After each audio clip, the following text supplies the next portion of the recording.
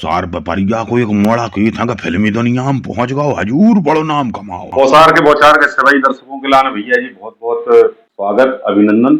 और आज हम एक ऐसी शख्सियत से आपके लाने मिलवा पा रहे हैं कि जो पौसार पिपरिया के ही रह बारे हैं, लेकिन उनने अपनी कला और प्रतिभा के चलते मुंबई जैसी महानगरी में अपने अंदर घाई पांव जमा है। हर आदमी उन्हें जानत है। खास तौर पर उन्होंने अपने नाम की प्रतिष्ठा बस में बनाई जब टेलीविजन के एक मशहूर हास्य धारावाहिक the great Indian laughter challenge में आकर उन्होंने अपनी कला का प्रदर्शन किया। स्वागत कीजिए उदय दहिया का।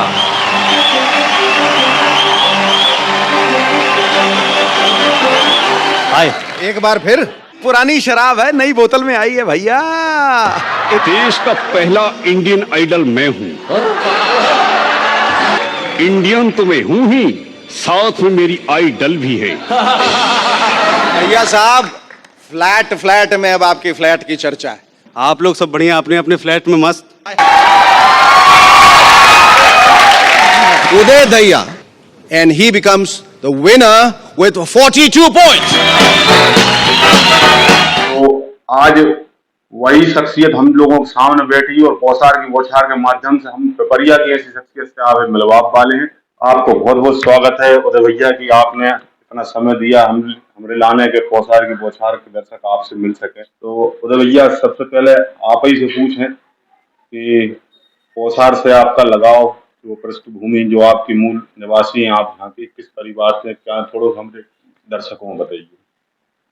सबसे पहले तो पौसार की बौछार के सभी दर्शकों को हमारी बहुत ही राम राम। और रही बात पौसार की, तो हम पौसार के रहनेवासी, पिपरिया के रहनेवासी। बचपन से हम जे रहे, जे पढ़े लिखे बड़े भाई, और जही पढ़त स्कूल में ऐसो हमें लगो कि हमारी बातों से लोगों हंसी आती, और हम कुछ कह दें तो लोग हंसे, हम कुछ करने लगे तो लोग हंसे। तो हमने कही जब सब कोई हंस ही रहे हैं तो अपन जाए अपना व्यवसाय काय न बना ले।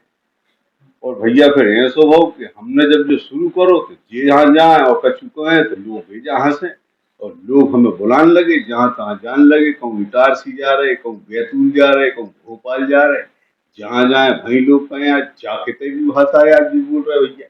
ना तो जब बुंदेलखंडी लग रही, ना जब बघेली लग रही। हमने कही तुम्हें पता नहीं है जो हमारी पौसार की भाषा है। बहुत अच्छी बात कही भैया आपने। खासकर हर व्यक्ति के अंदर वह प्रतिभा होती है कि वो कहीं ना कहीं अपने गुणों को ही प्रतिभा बनाकर और अपना नाम कमा सकता है। जो चीज आपने पहचानी कि मेरे द्वारा जो लोगों में हंसाया जा रहा हो वो ही आज आपका ब्रांड बन गया, आपका नाम बन गया। इसके लिए तो मैं आपको बहुत बहुत शुभकामनाएं, बधाई देता हूँ भैया। दूसरी बात जो आती है, जो कलाकार होता है उसको एक मंच की जरूरत होता है कि वो कोई मंच ढूंढता है कि कौन से माध्यम से आए। सबसे पहले एक ऐसा स्टेज मिले, मंच मिले कि वो अपनी प्रतिभा को प्रदर्शन करे। आपको ऐसा पहले कौन सा कार्यक्रम तो कि आप लोगों जो मेरे मंच है और जहाँ से आप लोगों ने पहचान को चालू कर दो। देखो ऐसा है कि पहली बार हमें जो मंच मिलो तो वो पिपरिया में कला मंदिर में एक कार्यक्रम हो रहा था जी। और वहाँ कोई ने कार्यक्रम वालों से क्या तो कार्यक्रम ठीक से नहीं हो रहा, कोई मजा नहीं आ रहा। और जे जहाँ एक लड़का है, जे अपने पेपर के पौसाई भाषण के मोड़ा है। हाँ। कोई कही मोड़ा है, ज्यादा बड़ो नहीं, 8वीं पढ़ा था, वो बहुत अच्छी फिल्मी कलाकारों की आवाज निकाल रहा था। तो बस वहाँ कोई ने नाम ले दो, जब कार्यक्रम बर्बाद तो हो ही रहा है, तो जहाँ एक जने ट्राई कर दी उनका बुरी बात। तो उनने हमें ले जाके जस सोच के खड़ो करो सो कि अब या तो जी फैल हूँ या पास हूँ, जो कुछ वो देखो जा है मनोभाव जो कि हम भी वहीं स्टेज पर खड़े भाई। बस हमें आज टीवी महाभारत, तो हमने कुछ महाभारत कलाकारों की आवाज निकाल दी। तो भैया तो भीष्म पितामह, तो दुर्योधन, तो वो तो गैगट मच गो भी वहाँ। और सबके लगे यार जो इतो से मोड़ा, खुद की तो आवाज में दम नहीं जाते, उन्होंने इतनी बड़े बड़े आदमियों की आवाज निकाल रहा हो, गजब हो रहा हो। जो तो ये सो तेल का मचो पूरे पौसार में, बादल से पूरा पौसार पहचान लगो। भाई महाभारत के जो कलाकारों की आवाज थी उनमें से कोई एक आध की आवाज आप ध्यान हुए? नहीं, ध्यान का बात तो हमेशा ही रहे, कैसे वो तो हम लोग काम ही बन गया, एक बात थोड़ी जी। बस हमें महाभारत आज को तो हमने महाभारत में जो दुर्योधन को रोल करा थी, बिन की आवाज निकाली पुनीत सर। हेल्थ उनकी जबरदस्त, इतो मोटो करो उनको, और हम ऐसे टुकड़े पतले मनो जब खड़े भाई हम माइक पे, और हमने माइक में जैसे ही उनकी आवाज में कही मामा श्री, मैं उस ग्वाला कृष्ण को किसी कीमत पे नहीं छोड़ूंगा। यदि उसने भाई सभा में कोई उल्टी सीधी बात कही तो उसी वक्त उसे बंदी बना दूंगा, समझे? तो भैया जब भगवान जी ने हमें एक ऐसी कला दी है कि बहुत सारे लोगों की आवाज हमें ऐसी बदल के बोल लेते हैं, तो हमें भी नहीं पता जब कैसे आ गई, मनो आ गई तो आ गई हमारे पास। तो हमें भी ये सोची कुछ नए नए लोग आपसे जिनकी आवाज भी पकड़ में जाते हैं, तो मिमिक्री जैसे कहते हैं। लेकिन आजकल हम जाके अलावा किसी दूसरी तरफ भी हम लोग ध्यान दो, कैसे कि मिमिक्री से एकदम सटीक पहचान नहीं बने कोई। कैसे मिमिक्री आप कोई दूसरे की नकल कर रहे हैं, तो दूसरे की नकल करे व्यवहार की खुद की को तो आप पहचान। तो फिर हमने जा कला है हाथ में है, चाहे हमने साइड में रखी है, तो हम कोई कह देते भैया सुनाओ तो सुना देते, मनो फिर हमने अपने आइटम बनाओ शुरू करे, अपनी कॉमेडी बनाओ शुरू करी। फिर बिन से जो प्रसिद्धि मिली तो बिन पे छाप लगी कि उदय दाहिया के आइटम, तो वे फिर हमरे नाम से प्रसिद्ध हुए और हम उनके नाम से प्रसिद्ध हुए। और बिनई के मारे हमरे लेने एक दिन बम्बई के स्टार टीवी से फोन आ गया कि भैया एक बहुत गजब को कार्यक्रम बन रहा है और आप हजाम भाग लें।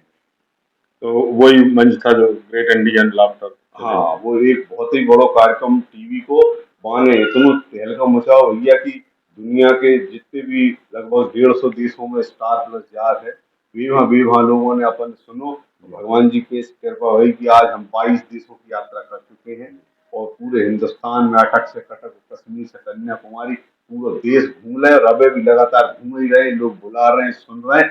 और भैया लोगों को गैगट मची, खूब हंस रहे हैं, ठहाका लग रहे हैं।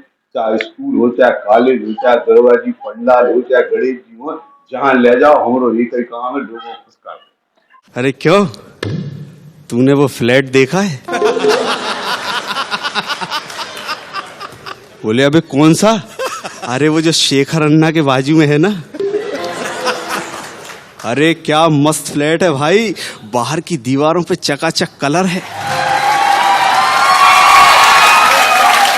उदय दाहिया नहीं, जब पौसार की प्रतिभा है जो आज बता रहे हैं खुद ही अपने मुख से कि 22 देशों की यात्रा भी कर चुके हैं और आगे भी उनके का ये जो सफलता का सफर है वो लगातार जारी रहे। अच्छा भैया, एक बार मेरे को ऐसी कच्ची सुनवे में मेल लाने आई थी, नाना पाटेकर साहब आए थे, ऐसा कच्ची सुनवे में आई थी, तो कहीं आप भी वो कार्यक्रम में पहुंचे हुए, तो मैंने सुनी कि आपने बिन के सामने बिन की आवाज निकाल दी। जब बात सही है कि मैं तो जो सुनवे में आई है, जब बात एकदम सही है और जैसे सुनवे में नहीं आई तो छपी भी। अच्छा, बड़े बड़े अखबार जितने दैनिक अखबार निकले थे, दैनिक भास्कर में छपी थी, वो फोटो के साथ में छपी थी। एक फिल्म की शूटिंग हो रही थी, फिल्म का नाम तरकीब। जब फिल्म बनी थी 1999 जी, और पूरी फिल्म पचमढ़ी में शूटिंग भई थी बात। बस हमें नाना पाटेकर से मुलाकात भई हमारी, और हम बस हमें मिमिक्री पे एकदम ऐसे घुसे पड़े थे कि हमें लगा तो क्या करना है। तो बस नाना पाटेकर जैसे ही हमें देखे, एक तो हम उनके बहुत ही बड़े प्रशंसक, हमें भी बहुत ही अच्छे लगा था। कैसे उनको अभिनय एकदम जीवंत अभिनय भी ऐसे अभिनय कर रहे थे, लगता ही नहीं अभिनय कर रहे हैं। अगर भी कोई मार भी पिट पड़े तो ऐसा लगा मारा ही नहीं डाले। बिल्कुल सजी गजब है। तो हम उनके पास गए तो बस हमें तो जो हाल था कि नाना पाटेकर एकदम हमारे अंदर घुस गए, वे सामने खड़े और हम उनकी आवाज में उनसे बतिया रहे हैं।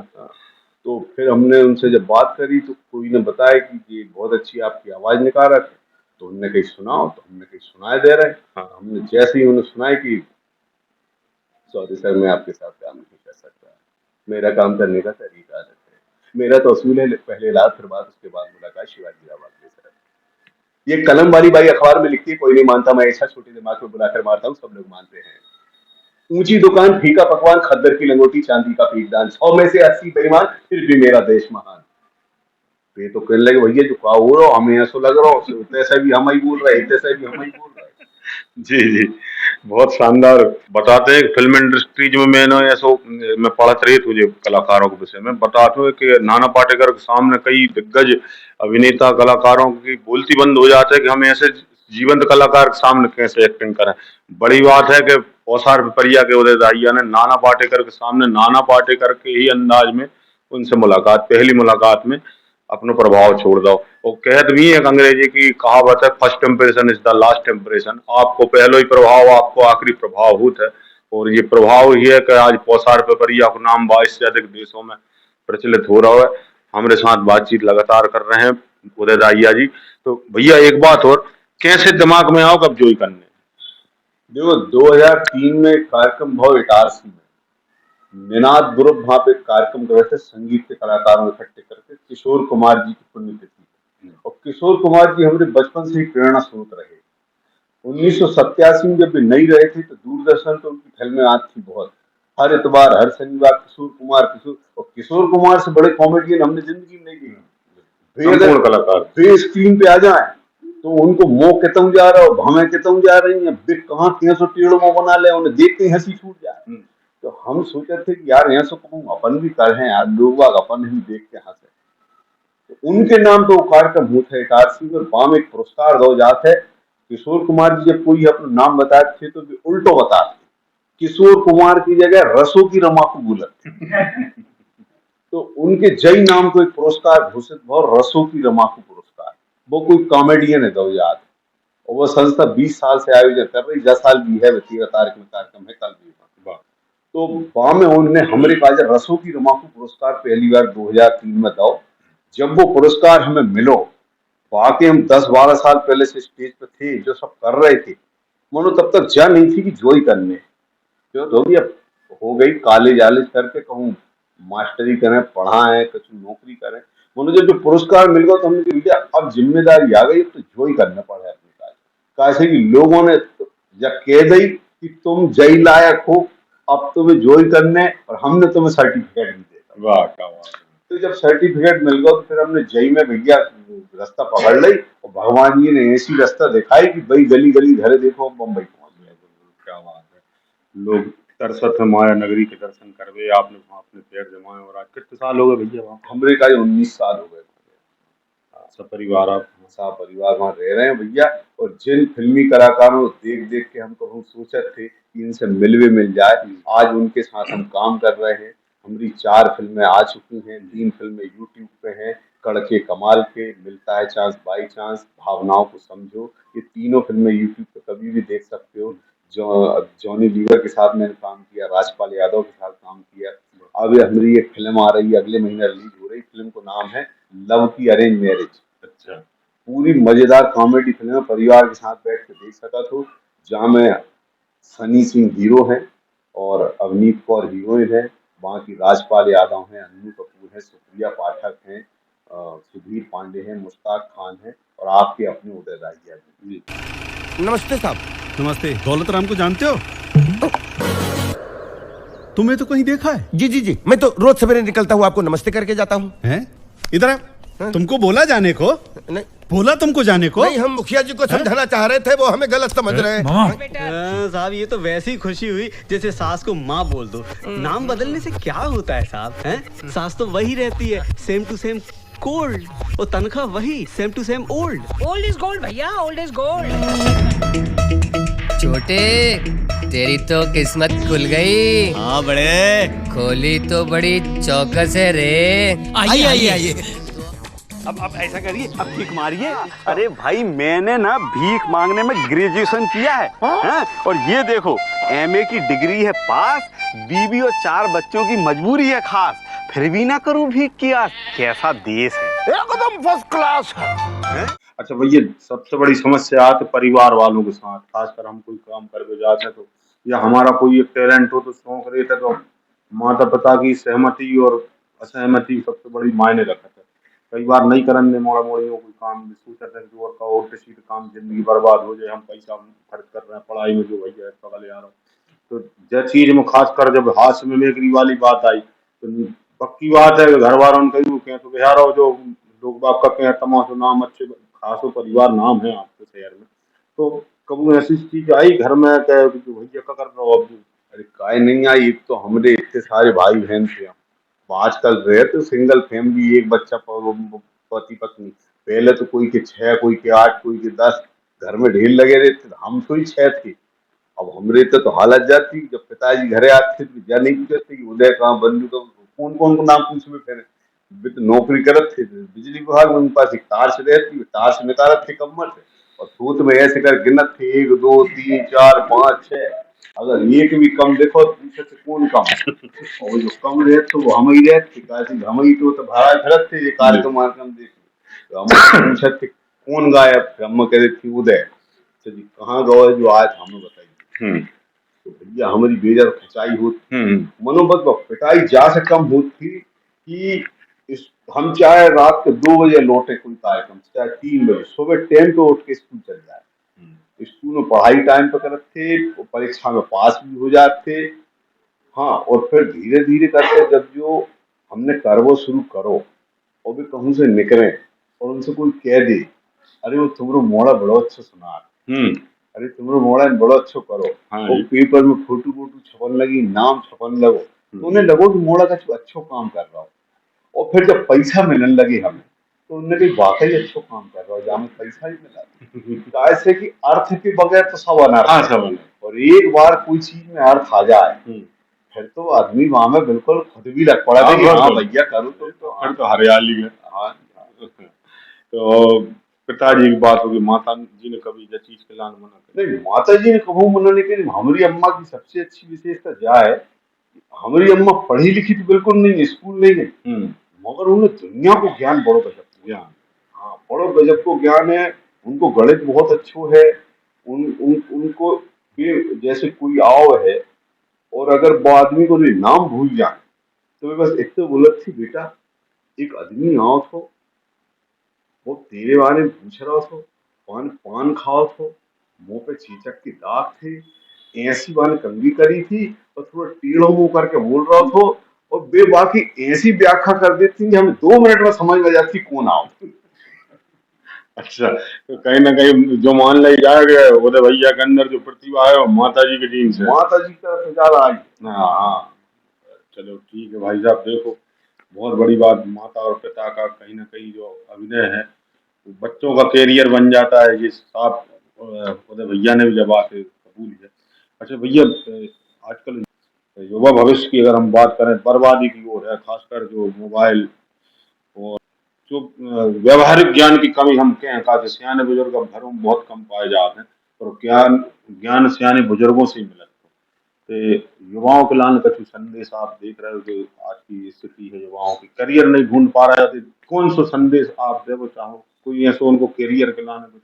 देखो सबसे बड़ी बात तो क्या है कि आजकल माँ बाप है कि एक चीज सोचने चाहिए, हालांकि माँ बाप तो सोचते ही है, वे अपने सब कुछ पैसा भी लगा रहे, ध्यान भी दे रहे, उनपे भी का कर ले।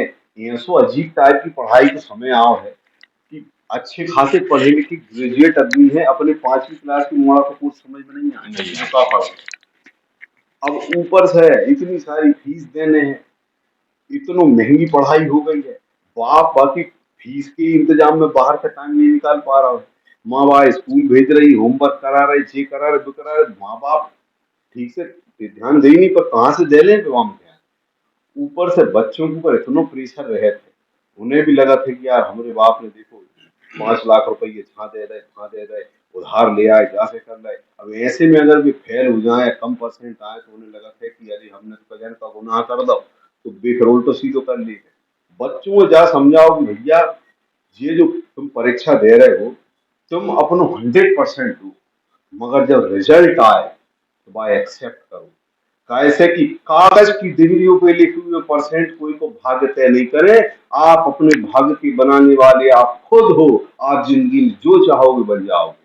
कैसे कि दुनिया में बहुत से ऐसे लोग हैं जिनके ज्यादा पढ़ाई नहीं, उनने कोई बड़ी डिग्री नहीं ली, साधारण सी पढ़ाई करी, जैसे सचिन तेंदुलकर 10वीं 12वीं तक पढ़े, मगर उनने ऐसा मुकाम बनाओ कि पूरी दुनिया उन्हें सल्यूट मार रही है, और उनके नाम को एक कोर्स में पाठ है जी बच्चे पढ़ रहे हैं, जैसे बड़ा कोई उदाहरण हो सकता है। तो आप भैया परीक्षा दो, अपनो मन लगा के 100% दो अपनो, लेकिन जब रिजल्ट आए, मार्कशीट हाथ में आए, तो वह मार्कशीट में कम परसेंट देख के कोई गलत कदम मत उठाओ।